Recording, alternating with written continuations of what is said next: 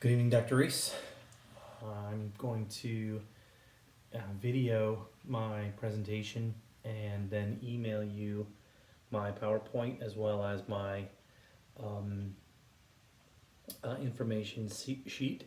I do not have a wireless projector in quarantine, so I could not project my slides and video myself doing the whole presentation at the same time. So I apologize. I hope this is not too difficult for you to grade, but I'm going to go ahead and jump right in.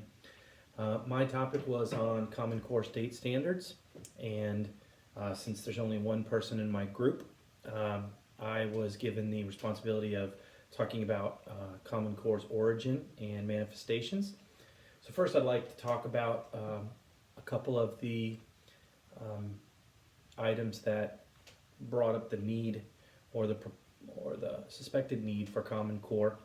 One of those was shortcomings in the existing educational reformation plans, reform plans. One of these examples is No Child Left Behind, which was brought out under George W. Bush's presidency.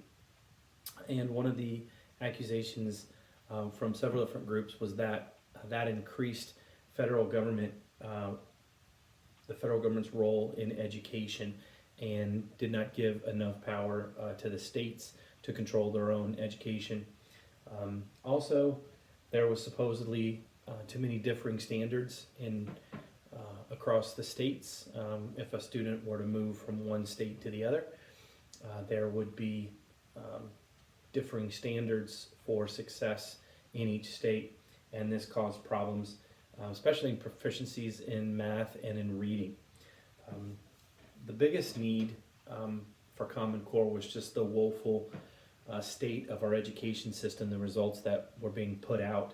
There was a huge gap between American students and other countries on international tests. We felt like our kids were lagging behind, our students were lagging behind other countries, and the statistics pretty much proved that. So one of the answers proposed was to bring together standards that were in common among all states for what should be achieved in math and reading in particular grades moving forward.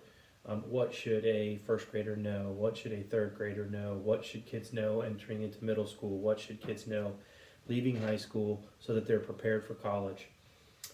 So the origins of Common Core went back to the first decade of the 21st century, and goes back to an Arizona governor named Janet Napolitano. She was the chair of the National Governors Association and wrote an initiative with a strong focus on improving math and science education. She believed that America's workforce was behind, and it was an indictment on our educational system. So among that group, a task force was created made up of a commission of governors, commissioners of education, corporate chief executives, and experts in higher education to come up with some Common Core standards. They released a report which would later become the building blocks for the Common Core standards. Now, they were rolled out under President Obama. Of course, you might recognize Governor Napolitano became President Obama's Secretary of Homeland Security, and then she went on to head the University of California University System. Just retired in 2000, was retired, asked to be removed in 2019. So the Common Core standards were rolled out under President Obama in 2009, and while the federal government supposedly did not have a hand in its construction and its writing, it did market it very heavily. You heard it coming from President Obama, and it even carried the moniker for a while, Obama Core.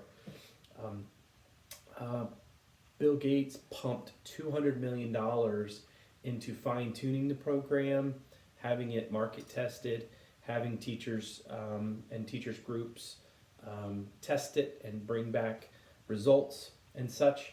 But these standards were basically written by three groups ultimately, and they were released again in 2010. So the first group was the Council of Chief State School Officers. Next was a nonpartisan nonprofit group called Achieve. It's an independent group. They're now a defunct organization, but their stated goal at the time was that they were dedicated to working with states to raise academic standards and graduation requirements, improve assessments, and strengthen accountability. And then, of course, the National Governors Association was still involved. So the stated goals of these standards was to provide clear and consistent learning goals to help prepare students for college and career life, and then I think very telling, to prepare them for a global economic future. So there were a real emphasis in these standards on globalism, on diversity, on sustainability, on renewable energies. So these were things that maybe weren't nationalistic ideas, but were very globalist in their focus. The manifestation of Common Core could be described as less than excellent. States began to adopt the standards within a matter of months, and soon 45 states, the District of Columbia, and even 2 territories had adopted the standards. Now, since then, 4 to 5 states have rescinded that adoption. Florida did it by executive order, and then South Carolina, Arizona, Oklahoma, and Indiana have also dropped the Common Core standards. Now, what happened to these, to our standardized test scores? Well, standardized test scores dropped immediately upon the implementation of Common Core. And again, this fall in test scores has continued in many states. In fact, many states have responded by basically rolling back the testing requirements, not making it so difficult.